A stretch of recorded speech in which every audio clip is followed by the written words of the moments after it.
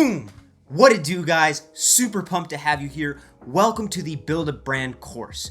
Now, I know you might be thinking, oh my god, what is branding? It's like this crazy thing. I'm so overwhelmed by it. It feels esoteric. And god, it seems like it could take a million years. And look, branding could totally take that long. But that's what this course is all about. It's a branding 101 course. We're going to take a deep dive into what it means to build a brand all the way from A through Z. By the end of this course, you're going to feel confident in your ability to build your own brand step by step every single inch of the way. Let's take a deep dive into what branding is not. And this is really important because everybody has their own idea of what branding is. Some people think, maybe branding is that thing that customers really care about, or maybe branding is that thing that makes our company look really good. Look, branding is a lot of different things to a lot of different people, but ultimately, branding is the core experience that your customer has at every touch point you engage with them on. Now, I want to take a deep dive into what branding is not, because once we can understand what branding is not, we'll get a much clearer picture of what branding is in actuality. Without further ado, let's take a look at number one. First of all, branding is never going to be the company logo. Now, think about it this way. You got Nike with their swoosh, and you've got Starbucks with their little lady they put on every coffee cup and their employees' aprons. Here's the deal. These are just symbols for the brand. They're not the brand in itself. Now, you might be asking yourself, well, what is a symbol for the brand? Okay, well, the symbol for a brand is pretty simple. A symbol for a brand is going to be the thing that customers attach their core experiences and gut feelings to. It's a representation of those core experiences and gut feelings that you've given to your customers over the years. Another thing to keep in mind is that logomarks, logotypes, trademarks, icons, avatars, etc., those are all symbols for the brand as well, but not the brand in itself. And if you're confused about what those things are that I just listed off, logomark, logotype, etc., don't worry about it. We're going to cover those in depth in an upcoming video. Next up, we've got the corporate identity system. And you might be asking yourself, well, what is the corporate identity system? Okay, first of all, corporate identity system is also known as the brand guideline or the style guide. All interchangeable terms.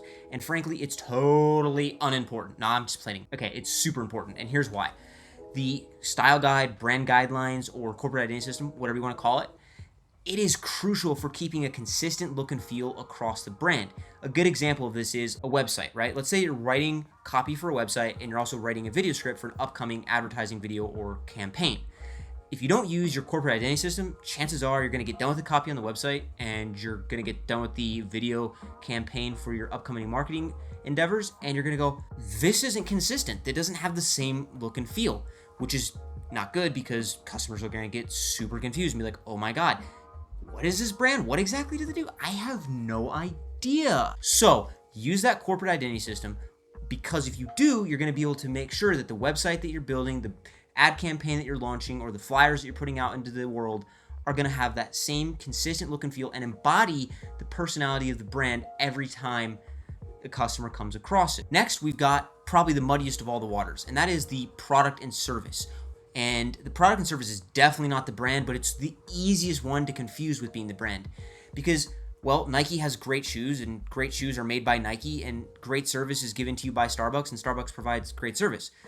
Let's take a step back. Starbucks is a brand that provides great service, and Nike is a brand that provides incredible shoes. Neither the product that Nike provides or the service that Starbucks provide is the brand in itself. There you have it, guys. A brand is not the company logo, it's not the corporate identity system, and it's certainly not the product or service that a brand offers its customers. Now you might be asking yourself, what is the brand? Or what is a brand? The core thing to remember about what a brand is that it is the core experience, or even just the experience that you give to customers or that you create with customers, right? If I come to you and your brand gives me an incredible experience, and enough of my friends and their friends have the same experience and have a shared gut feeling every time they come into contact with your brand, they're going to be like, oh my god, this brand is an incredible, amazing brand. And what's going to happen is the personality and essence of your brand will be formed around those core experiences that you provide to your customers day in and out. In short, branding is an experience. We're almost gonna cut here, but psych, we're not. I hope you guys are jazzed up. That's brand play. We'll talk about it in another video, and excited to get rocking and rolling into the next section. Up next, we're gonna cover why logos are not the brand in itself in depth. See you in the next video. Peace.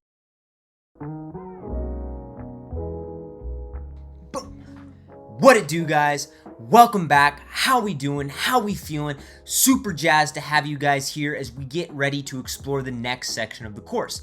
This part, it's going to be all about logos, and we're going to take a deep dive into what logos are from start to finish. By the end of this, you're going to be crystal clear on why logos aren't the brand in themselves, and you're going to know everything there is to know about logos. Okay, maybe not everything there is to know about logos, but you're going to know a ton about logos. Here's the deal.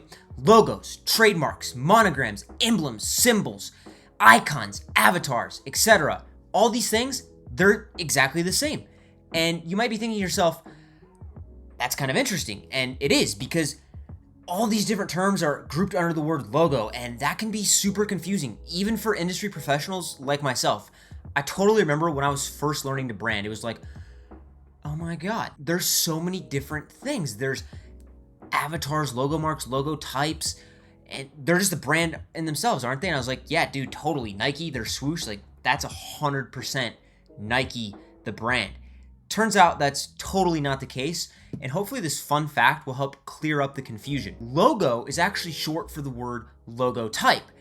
And you might be asking yourself, okay, well, what is a logotype? A logotype, it's pretty simple.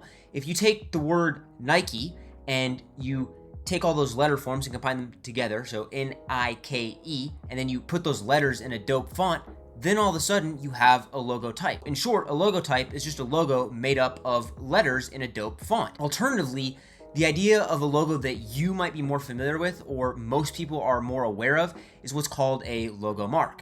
And this is exactly what it sounds like. It's basically the opposite of a logotype. Let's take a step back and digest this for a second.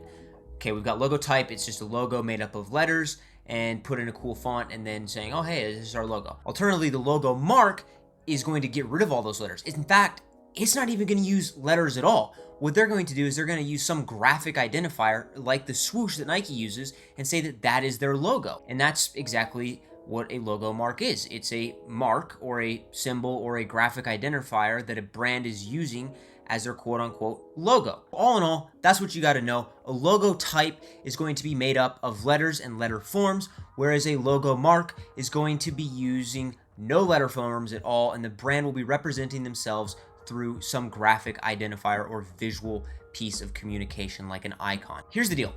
Over time, the words logo and logo mark were actually truncated, and eventually people started just using the first half of the word logo. And you might be thinking to yourself, okay, that's kind of interesting. I now understand the difference between logotype and logo mark, but I didn't know that logo is just this truncated version of logo mark or logotype. What happened is over time, people just started referring to any graphic identifier for a brand as a logo. Now, all of a sudden, logo becomes this catch-all phrase that includes things like the logotype, like the logo mark, like the avatar, like the icon, like the monogram, etc. You name it. The list goes on and on and on and on. So I won't bore you with that list, but now you should understand that logo historically meant logo mark or logotype, but then became this catch-all phrase that included all those things I just listed off. And if you don't know what those things are, don't worry, we're going to take a deep dive into what they are later on in this particular video. So you're still wondering, why are logos, trademarks, and other graphic identifiers not the brand in itself? And that brings us to the second point. And the straightforward answer is, all these graphic identifiers we just talked about, like logo mark and logotype and icon and avatar and that laundry list of things I just listed off, they're just symbols for the brand, not the brand in itself.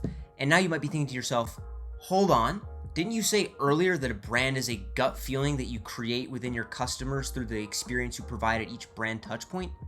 That's exactly what I said. And let's take a step back and digest that a little bit. First of all, what are brand touchpoints? Think website, marketing video, in-store customer interaction between employee and customer, or even a brochure or flyer that you're putting out into the world. Those are all brand touch points. And at each of those different touch points, you're going to create an experience with the customer. That customer experience is going to lead the customer to have some gut feeling or reaction about your brand.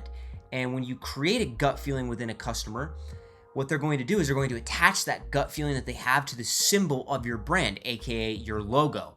And this is why the logo or the symbol for your brand isn't the brand in itself. It's just this tool that you can use to help customers attach their core feelings, gut feelings, or core experiences to. That's can be super confusing because it's really easy to mistake that logo as the brand in itself because it's so closely tied to the feelings that customers have. In other words, customers have tied their feelings around a brand so closely to its logo or symbol that what's ended up happening is we perceive the logo or symbol of the brand as the brand in itself. In fact, our perception of a brand is sometimes so closely tied to a logo that changes of any kind, like any kind of change, even the simplest of changes, could upset superfans like you've never seen before. And we're gonna hop into a really funny example of that in a second. So you might be thinking to yourself, okay, well, why is this the case? Why do people get so upset if there's changes to the logo or symbol of the brand? And oftentimes this is because the logo or symbol is a visual representation of your brand that people have taken their gut feelings, core experiences, and emotions and tied them to. Let's take an example that is kind of funny, but also pretty serious, and hopefully will illustrate for you the importance of a brand symbol or logo, but also highlight why it's not the brand itself. Take a look at the Gap. Here's the deal. 2010 rolls around. The Gap says to themselves, man, our brand, well, it's kind of archaic. And other people within the brand kind of agreed. They went, yeah, it is kind of archaic. Maybe we should update it. So they got enough people on board and they put them all in a conference room and got a bunch of branding experts together and said, guys, we're doing a rebrand of the Gap. And everybody said, all right, sounds good. Let's do it. So they all started brainstorming. They went, yeah, brand, definitely archaic. Let's spice it up. Tech's hot, 2000s. Let's really let's turn the Gap around. Let's go for it. And they did all this brainstorming, right? And they were like, yeah, okay. Did some more brainstorming. And then finally they went, oh my God, we got it. We've got the new version of the Gap.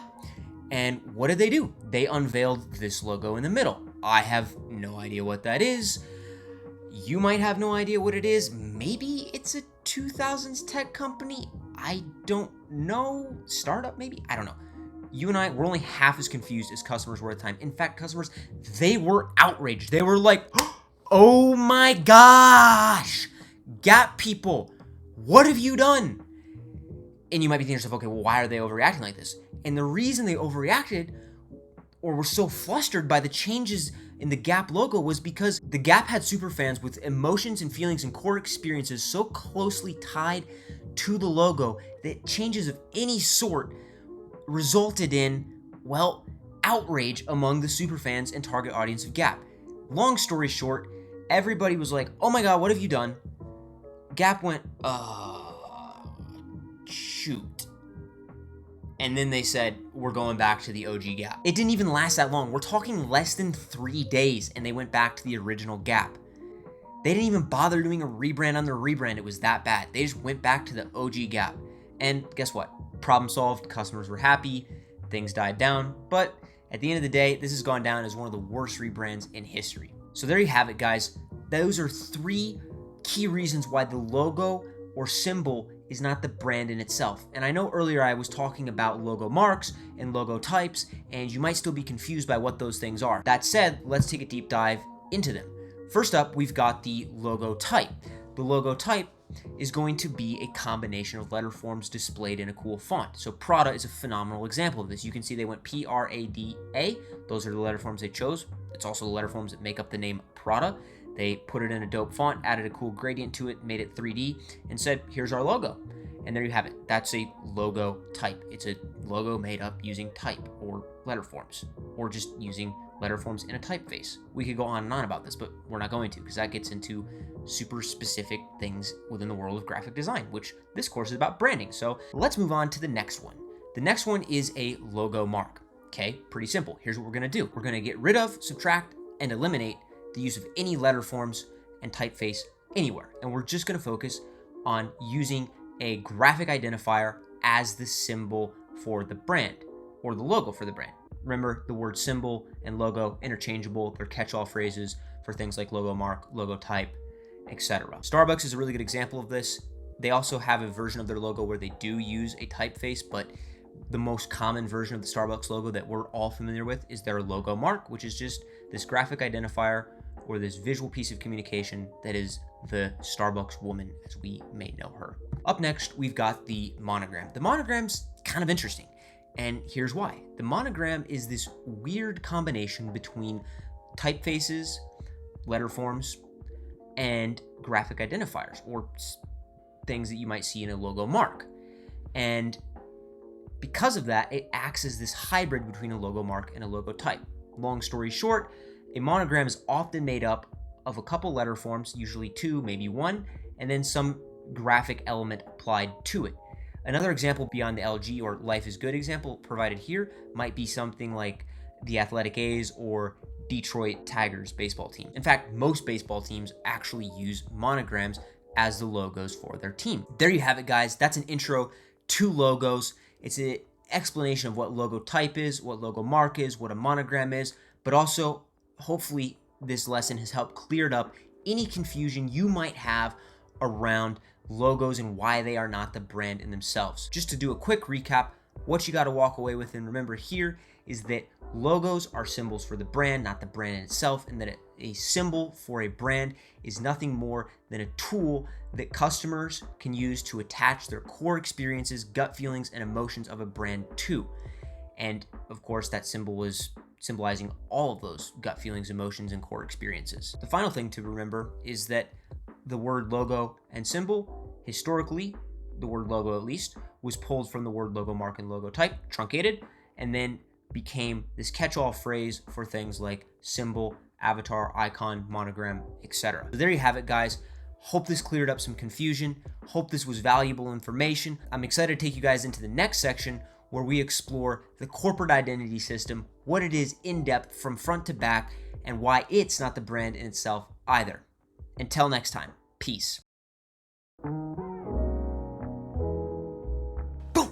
Welcome back, guys. How we doing? How we feeling? Hope everybody is excited for the next section of this course.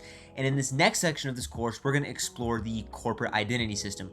We're going to look at it front to back, A to Z, inside and out. And by the time we're done, you're going to have learned more about corporate identity systems than you ever wanted to know. And you'll be crystal clear on why the corporate identity system isn't the brand in itself. So without further ado, let's hop into it and get rocking and rolling. First of all, that long multi-page example-filled corporate identity system, it has only one purpose: to be totally and utterly boring. I'm just kidding. It's actually super important, and its purpose is to control how the company's trademarks and brand elements are used throughout marketing and promotion efforts. Think about things like advertisements, websites, signage, and more. These are all examples of marketing and promotion efforts. Now, let's take a step back and digest this a little bit. You've got the brand guidelines, aka corporate identity systems, or even in some cases called a style guide. Now, what happens if you've got a website, you've got signage, you've got an advertising campaign that you're about to launch, and you didn't use a corporate identity system? What happens? I'll tell you what happens. You got customers doing this. What is this brand? They're confused. And what's the risk of a confused customer? Well, the risk of a confused customer is that they're indecisive. They're not buying your product or service. Now, why are they confused? Well, the reason they're confused is because you didn't use a corporate identity system to help you create a consistent look and feel across all of the marketing and advertising material you created, as well as ensure that you have a consistent personality at each of the touch points in which customers interact with you at. Alternatively, when you use a corporate identity system to create your marketing materials, your upcoming advertising campaign, or your website, brochure, blog post, etc., you got customers that are crystal clear on what you do, how you do it, and why you do it. And what's the advantage of customers who have crystal clear clarity of your brand? Well, they're doing this. They're shelling out the dough, purchasing your products left and right. They're making the decision to buy. Whereas the customers that are scratching their heads going, what is this brand? They're not making any decision at all. So you want to ensure that you have a consistent look and feel across your brand and have the same personality at each and every touch point so that you can have clarity amongst your customers and they will be encouraged to make the decision to purchase your product or service. We want customers doing this, not this. Now, brand guides and corporate identity systems are incredibly important tools and can be insanely useful, especially when teams have taken the time to create them using a shared vision. Now, you might be thinking to yourself, what is a shared vision? I've never heard that term before. And if you haven't, don't worry, we'll take a step back and break it down. It's actually a pretty simple concept. In fact, it's almost exactly what it sounds like. It's a vision that's shared by every member of the brand or all the people involved with the corporation that is bringing the brand to life. Why is this important? Well, for one thing, you get everybody who's involved in the brand bought into the vision, which means everybody's working towards the same outcome. Ultimately, a vision is the world that you want to create as a result of the impact your brand has on it. Once a brand understands what a vision is and how it can be shared, they can use the end goals associated with their vision to help them build a corporate identity system that steers and guides the brand towards its ultimate vision as it matures. Now, why is this potentially important? Well, if you just create a corporate identity system or a set of brand guidelines through a bunch of randomly strung together meaningless ideas, then you're going to get a brand that has an extremely inconsistent look and feel and probably no personality at all, which will result in customers doing this, scratching their heads going, what is this brand? I don't understand. Alternatively, when you utilize the shared vision and the end goals associated with getting to that vision, you'll have a corporate identity system that steers and guides your brand toward that final outcome you're looking to create. And along the way, you'll end up creating clarity amongst customers. And that clarity will lead to customers shelling out the dough for your products and services. We've talked a lot about brand consistency and why it's important, but it's important to note that brand consistency alone will not create the brand. However, having a solid corporate identity system or brand guidelines is certainly going to help make things a lot easier. It's going to result in less customers doing this and more customers doing this. We want customers that are making decisions, not customers that are indecisive. I get it. We've covered a lot of the nuances or upfront aspects of a corporate identity system, and you might be thinking to yourself, well, what actually makes up for or leads to a great corporate identity system?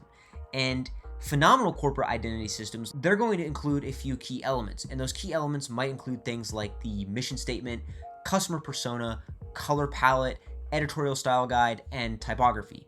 And if you think I just listed off a bunch of gibberish, don't worry about it. We're going to cover each of those elements in detail later on in this particular video. When executed properly, each of these elements are going to work together to define every inch of the brand as it's recognized. Whoa, that's a big statement, I know. Now, how does this work? Well, it goes back to the basics. This is one of the reasons the corporate identity system is so important, because it's going to become this tool that you can check your decisions against as a brand. Another way to think about this is, let's say you're about to launch an advertising campaign or release a new product or service on the market. One of the advantages to having a well thought out corporate identity system is you can come back to it and ask yourself, hey, does this advertising campaign that we're about to launch, or does this product or service we're about to release on the market, does it align with the outcome or the shared vision that we want to achieve?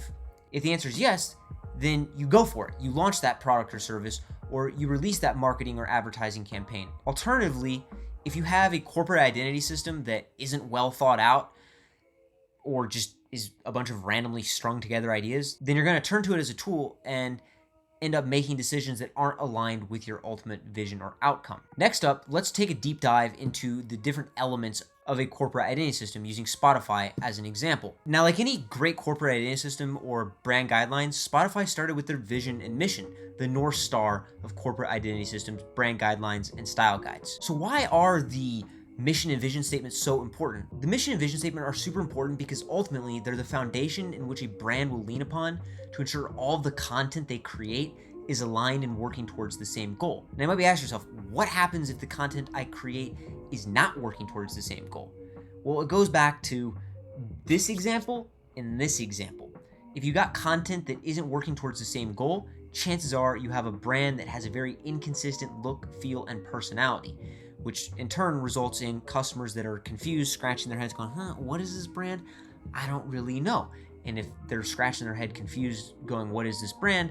They're not making the decision to buy your product or service. Alternatively, if you've got a corporate identity system that's mission and vision led, then you have a corporate identity system that is most likely going to result in content and touch points that are clear and concise, but also similar in personality. Hopefully actually the same in personality. When you have a brand that offers that consistency, you end up with customers that are clear on what you do, how you do it, and why you do it. And when those customers have that clarity, they're shelling out the dough, buying your products and service left and right. They're making decisions. Long story short, we want customers making the decision to buy, not sitting there being indecisive. What's more is mission and vision statements will guide blog posts, taglines, ads, and other forms of media. Not only are they important for creating consistency in the application of your brand guidelines, These statements are going to affect the core messaging of your brand, which will be tied to the editorial style guide, and we'll cover that a little bit later in this video. For Spotify, their vision is to unlock the potential of human creativity. Alternatively, their mission is to give 1 million creative artists the opportunity to live off of their art, and billions of fans the opportunity to be inspired by it. I know, we just went through a lot, and you might be going to yourself, oh my god, that was a ton of information.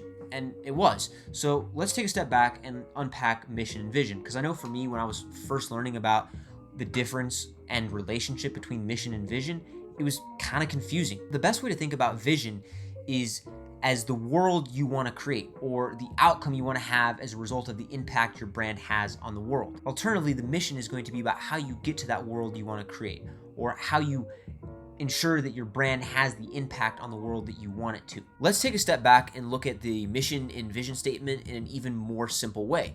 In fact, you could almost think about the two of them as being siblings. The big sibling being the vision statement, and the what, the world that you want to create as a result of your brand's existence in it. And then the mission statement, well, that's the little sibling that is the how. It's the way in which you're going to get to that world that you want to create with your brand. So there you have it, guys. I hope that is a good summary and introduction for you into the world of mission and vision statements, but also an elaboration on why the mission and vision statements are so critical in the foundation and forming of your corporate identity system or brand guidelines. Remember, they're the North Stars that are going to steer you towards the creation of customer clarity. And we want customer clarity because customers that are clear on what you do, how you do it, and why you do it, well, they're buying your products and services. And hopefully, they're becoming super fans. Super fans are people that are going to be buying your products at a higher price for a longer period of time. And that should be the goal of every single brand. Up next, I want to take a deep dive into the customer personas and why the customer personas are such a crucial and important part of the corporate identity system. Now, if you've never heard of the term customer persona, you might be asking yourself, well, what is a customer persona? And the customer persona is nothing more than a fictional representation of the brand's core customers, or customer. It just depends. You might have one customer, you might have multiple customers. Nonetheless, you should have a customer persona for each customer that is within your target audience. Now, remember how I said earlier that the corporate identity system or set of brand guidelines that you create can be a phenomenal tool to check brand decisions against? It's sort of the same idea with your customer persona. When you create a well-defined and robust customer persona, you'll end up having this incredible tool that you can check your product decisions against. Think about it this way. You've got a new product and service that you want to release. You got this customer persona, Bobby, and you understand who Bobby is, you understand where he lives, what he does, etc. Well, now you can say, hey, does this new product or service that we're going to release, does this align with Bobby's hopes, dreams, wants, desires, needs, income, etc.? That's why the customer persona is so important. Now, a well-defined or well-crafted customer persona is going to include a few key elements. 1, demographic information. 2, psychographic information. 3, geographic information. And if you have no idea what those things are, let's take a step back and unpack them. So demographic information is going to be things like age, sex, race, etc. Psychographic, that's going to deal with all the stuff up here in the head. It's going to be things like buying habits. Alternatively, your geographic information, that's going to be all about the location. Does Bobby live in a rural location, a urban location, a state, a city, etc.? Anything that has to do with geography will be related to geographic information. The more robust a buyer persona, the more clear it is who the brand is for. And that is super, super crucial because you want to have an extremely robust buyer persona or customer persona. Now, you don't want to have it be so robust that you're like, oh, I feel stuck. I don't know. I put so much time into this and I got to quit. No, don't be a perfectionist when it comes to creating your customer persona. Your brand's customers are going to evolve over time, and your customer persona should be just good enough to get you started and provide a clear check against their hopes, needs, dreams, wants, desires, etc. Obviously, also taking into account that demographic, psychographic, and geographic information. Another way to think about this is if you have a brand and you haven't spent any time developing your customer persona, chances are your communication or connection with the customer is not going to be that great because you haven't taken time to understand the customer persona and tailor your brand towards it. And that's ultimately one of the most important parts about creating a customer persona. It's an opportunity for you to empathize with your customers so that you can better connect with them. Why? because when we connect better with customers, we're able to provide a better brand experience. And better brand experiences lead to higher customers paying a higher price for a longer period of time. All that said, I now want to dive into one of the more fun parts of branding, which is colors. And colors can be a little bit overwhelming, especially because they're the intro to the world of design. Now, we'll hop into more design-specific elements of branding in a second. For now, what you really need to know is that the color palette is what brands use when it comes to design. And that the color palette you choose for your brand, it's going to influence just about every piece of visual content created. I want to take a step back and actually talk to you guys about color psychology, which is part of why color is so important in the world of branding. Take yellow, for example. It's this light, airy color that oftentimes invokes feelings of happiness or excitement. Alternatively, red is this high energy color that can be representational of passion or even anger in some cases. On top of that, you've got a color like blue, which is much more relaxed and tranquil. And blue is a color that is oftentimes used to represent trust. Think Chase as a bank, right? They're using blue, but also like almost every other financial service, PayPal, Venmo, etc.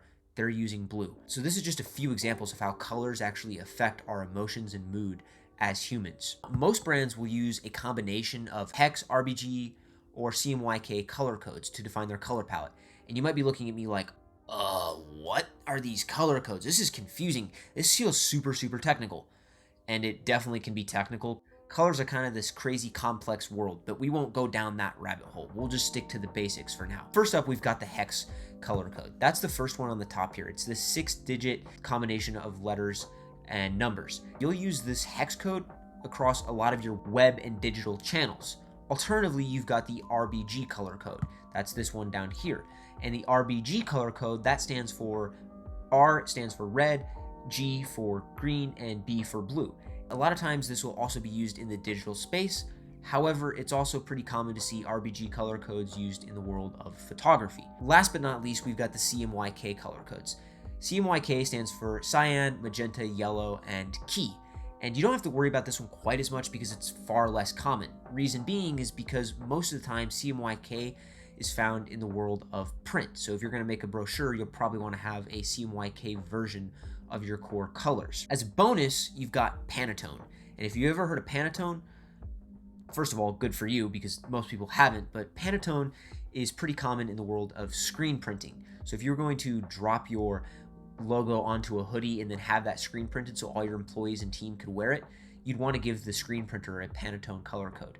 But that's far less common and you probably don't have to worry about it for right now. Up next, we've got the editorial style guide. And the best way to think about this element within the corporate identity system is actually from a messaging perspective. Editorial guidelines are going to outline how the brand phrases communication. They're super important because they're going to address what the brand will and will not talk about, ultimately defining the personality of the brand's messaging.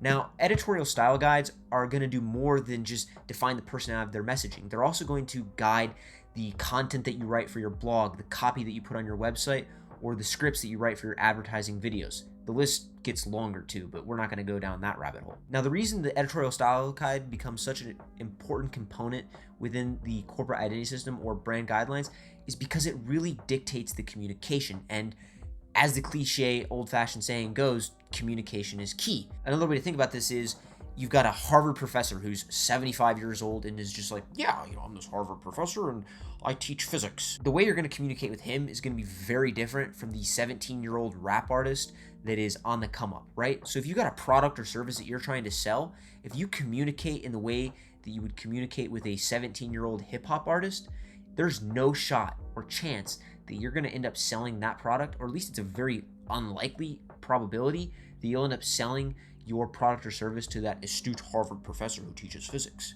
On the flip, if you try to sell a product or service to a up-and-coming hip-hop artist that's 17 years old using the Harvard professor approach, chances are you're not going to sell it to him either. Reason being, because the way in which you're communicating, your style of communication, as well as your tone of voice, all things that are dictated by the editorial style guide, they're not connecting with the customer that you're trying to sell to.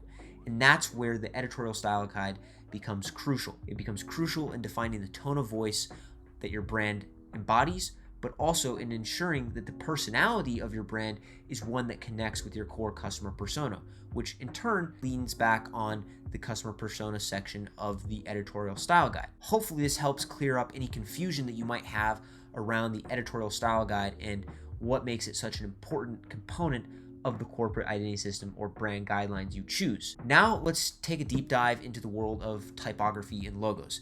This is probably one of my favorite parts because it hints on my background as a designer. The typography and logos, these are the visual elements of the brand. They're one of the first things that customers see, which makes them super important. And beyond just being the visual elements of the brand typography and logos, they're actually supporting elements that help personify and bring the brand to life. They will touch everything from your website links to your tagline. And I want to take a step back and unpack that a little bit more because this is kind of an important part of the world of typography and logos, and also branding's intersection with design at this point in the creation of your corporate identity system. Design is all about the personification of your brand. It's all about bringing personality and life to your brand. And one of the core ways in which that happens is through the typography that you use on your website, but also through the logo that you choose to use as a representation of your brand. Now, beyond just being the visual elements of a brand that help personify it, logos and typography are actually the first thing that customers see. And because they're the first thing that customers see, they ultimately end up making the first impression on the customer. Now, what's so important about first impressions? I don't even feel like we need to take a deep dive into that because it's pretty obvious why first impressions are important. If I have a great first impression, chances are I'm going to want to see you again.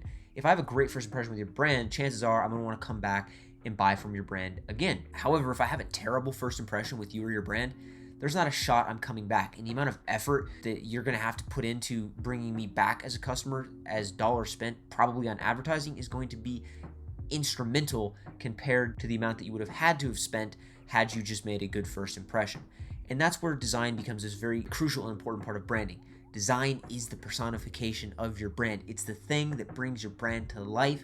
It's the thing that gives it personality. Personality is important because it's what I, as a consumer, can connect to. Brands that feel human and have a personality that customers can connect with will keep customers coming back time and time again. Brands that don't have any personality or feel lifeless, they're going to go by the wayside. They're going to be lost in the sea of every other brand that is generic and boring. Why do you think companies like Nike and Apple are remarkable? It's because they have a relatable personality that inspires us. And that's the goal of branding. Create incredible customer experiences that inspire us to buy. There you have it, guys. That's a deep dive into the corporate identity system and the various elements that make it up. The key takeaways here are to remember to have your corporate identity system or the brand guidelines that you choose to use be driven by a shared vision. Vision being the world that you want to create as a result of your brand's impact on it, really the what. And of course, you want to have this vision supported by a mission, the how, the way in which you're going to achieve that world you want your brand to create. We also covered in this section the customer persona. Remember, the customer persona is a tool that you can use to check your decisions about the release of an upcoming product or service or marketing campaign against and ensure that the content that you're going to create or the product or service that you're going to release is going to be relevant to your target audience, and it's going to be in line with their hopes, dreams, wants, desires, needs, etc. And the three most important aspects of that are really, does the product or service or advertising campaign that you're going to launch or release align with your target audience's demographic, psychographic, and geographic information. From there, we took a deep dive into the editorial style guide and learned that the editorial style guide is an incredibly important aspect of the corporate identity system or brand guidelines because the editorial style guide is the tool that you use for communication, and communication is key. And if you don't use the proper tone of voice, then you're not going to connect with customers. And finally, we summed it all up by exploring the visual elements of the corporate identity system, the typography, and logo. Ultimately, it's important to remember that the typography and logo are more than just visual elements. They help create the first impression your customers have with your brand. And a great first impression is going to lead to great customer experiences. Most important of all is that your corporate identity system is not a randomly strung together set of ideas. It is a well-defined, mission and vision driven tool that you can use to check your brand decisions against. Because if you don't have a tool that you can check your brand decisions against, you're going to end up with customers doing this, being like, what is this brand? I don't know. Instead of customers doing this, shelling out the dough, buying your products and services left and right. We want customers who are decisive and ready to buy, not customers who are indecisive, scratching their heads going, there you have it, guys. That is a deep dive into why the corporate identity system is not the brand in itself.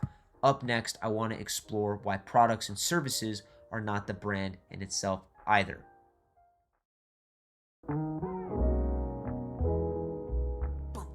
Welcome back, guys. How we doing? How we feeling? I'm jazzed. I'm excited. I hope y'all are feeling the same way. We're here to talk about the last section of the intro to this course, products and services, and why they're not the brand in itself. So let's just hop right into this and get started. Here's the deal. Great brands, they're going to build incredible products. It's never really going to be the other way around. Take Nike, for example, right? They're creating amazing running shoes. Starbucks, they're creating incredible coffee. Okay, maybe not incredible coffee, but like decent coffee and definitely phenomenal service. And then of course, you've got Apple, who's known for releasing the most incredible consumer electronics. Here's the deal. Brands and their product portfolio, they require fantastic management in order to be successful. And that management is really the difference between brand management and product management. The catch is the focus and outcome between brand and product management, it's vastly different. Let's take a deeper dive into this and explore it. Brand management, for example, it's going to focus on the much less tangible things. Think about the customer experience. Alternatively, your product management, that's going to deal with all of the super crazy boring stuff, like super boring. I'm just playing. No, product management is extremely important, and it's going to deal with tangible areas of focus like sales, distribution, and quality. And one of the easiest traps that you can fall into as a brand is actually letting the product department or some other non-brand specific department guide and run the brand. Why is this potentially a problem? Well, when you let non-brand specific departments run the brand, you end up losing the core focus of your brand and letting the core focus of those various departments run and determine the fate of the brand. So what is the solution to this problem? The best solution to this problem is actually having a dedicated brand manager and having that brand manager run the brand in itself, but also ensure that they're working with all the different departments. Why is it important to have the brand manager work across all of the different departments? The answer is pretty simple. If you just have some brand manager sitting in a high chair going, "This is the direction of the brand," and ordering everybody about, nobody's going to feel as though they're included in the brand. No department is going to feel as though they're included in the brand. Alternatively, if you have a brand manager that's working across all the different departments, getting exposure to everybody's ideas, processes, and ways of doing things, then all of a sudden the brand manager can take those processes, include them in the formulation of the brand, and ensure that as the brand grows and as the brand continues to evolve, that it is reflective of not only the core vision of the brand, but all of the different departments that work to make up the entirety of the brand and ensure that the products and services that you're bringing to market are actually possible. So let's back it up though and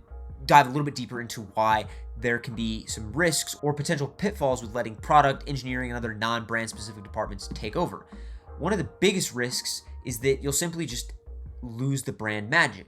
And that again comes back to the previous reasoning that when brands are run by non-brand specific departments, those brand specific departments overpower the core focus of the brand. And now all of a sudden there's this confusion between customers and the personality and persona that customers are connecting with. Well, that becomes lost.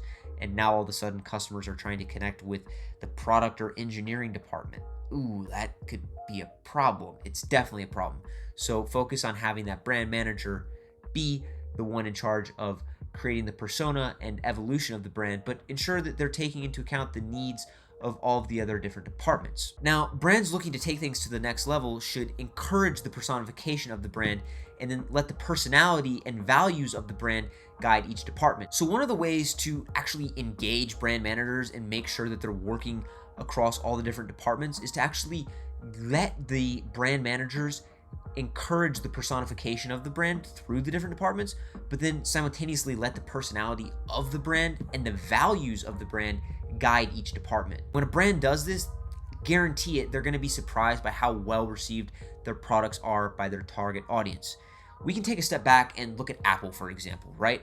Apple has this incredible brand, and we all understand and can connect with Apple's brand. What's more is you look at the product and engineering departments at Apple, and you can see that they embody the core essence of the Apple brand. Ultimately, it always takes two to tango, and the balance between brand, product, and every other department is a delicate one.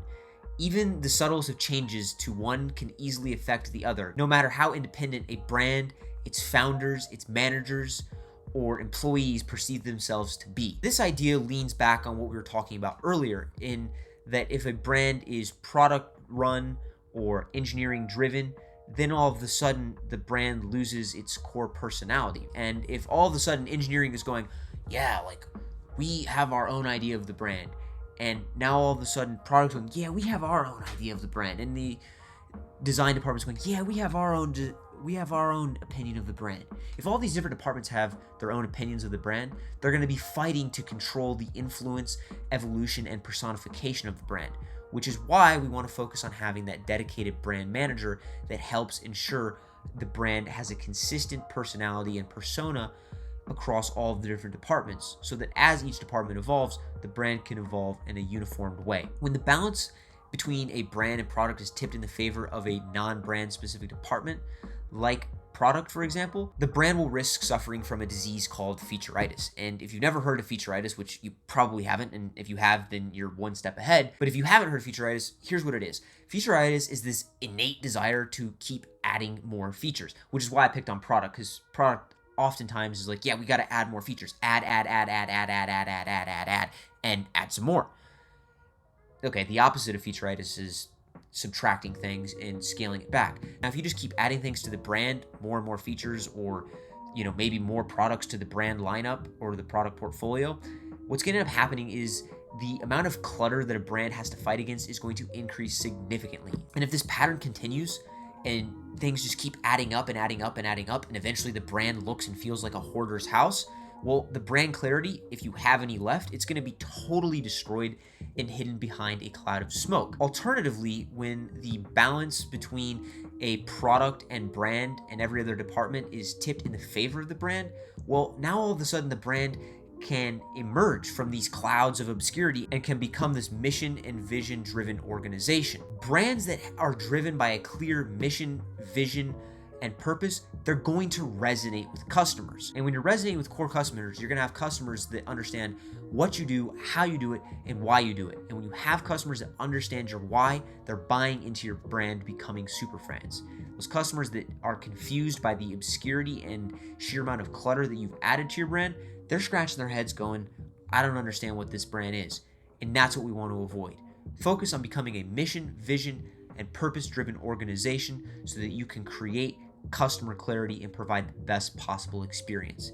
If you don't, you're going to risk confusing customers amongst all of the clutter and obscurity your brand creates, and in turn, you're going to risk losing customers. That said, I want to take a deeper dive into brand clutter and explore what it is. So up here in the top left or top right of the screen, we have an example of Times Square.